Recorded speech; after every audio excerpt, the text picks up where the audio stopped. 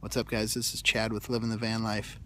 We're in Venice, California right now, not far from the beach, basically in West LA, and working on doing some more stealth camping, urban camping, whatever you want to call it. So just discussing some of the things we've been working out on this trip. We've been parking in a lot of urban areas, a lot of neighborhoods where everything is jam-packed.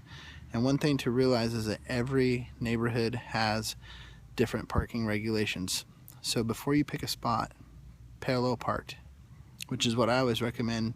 Find the neighborhoods where everybody's parallel parked, find a spot, squeeze in. I like to find the spots that are under a tree. That kind of helps create some shadows around the for you to kind of hide under the street lights. Creates a little bit of a dark spot so you can get a good night's sleep, and people don't necessarily notice you, so you're kind of in a shadow. So that's always important. So when you're finding these spots in the neighborhood, make sure and check your signs. There's always signs around that tell you when you can park, when you can't park, if you're even allowed to park at all, if you have to have a permit, etc., etc., etc. And look several spots up and down. Make sure and check your curb, because if you got a red curb, you're not allowed to park there. The other important thing that I found is everywhere you can possibly do it, park with your nose downhill.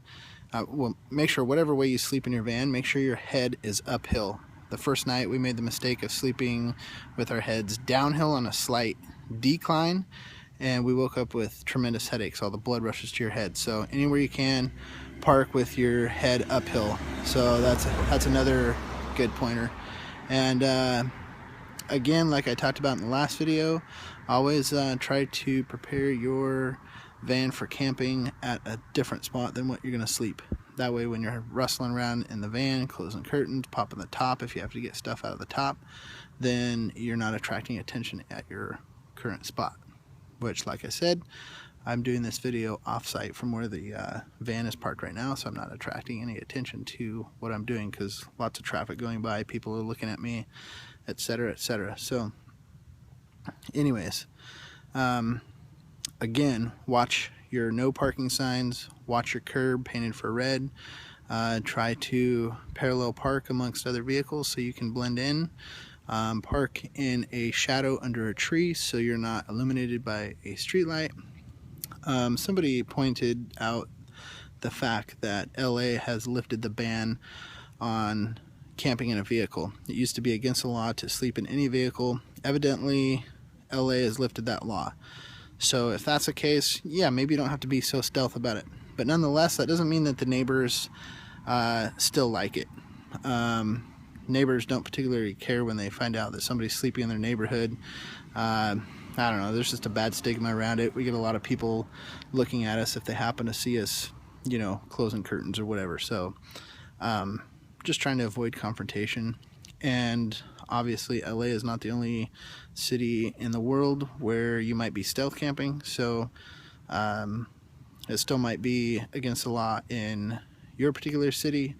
But nonetheless, I just like to be stealth about it. I don't like to attract attention to it, and just want to blend in with the surroundings. So before I jump in the van and get a good night's sleep, I'll show you guys some video clips and some photos of where we're at and kind of our setup. So hope you guys are doing good.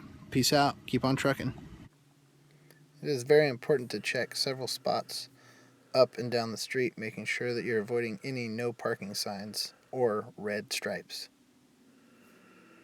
Here's the van in a good example of parking it nose down so that our heads towards the back of the van are pointed uphill to ensure a good night's sleep and no headaches in the morning.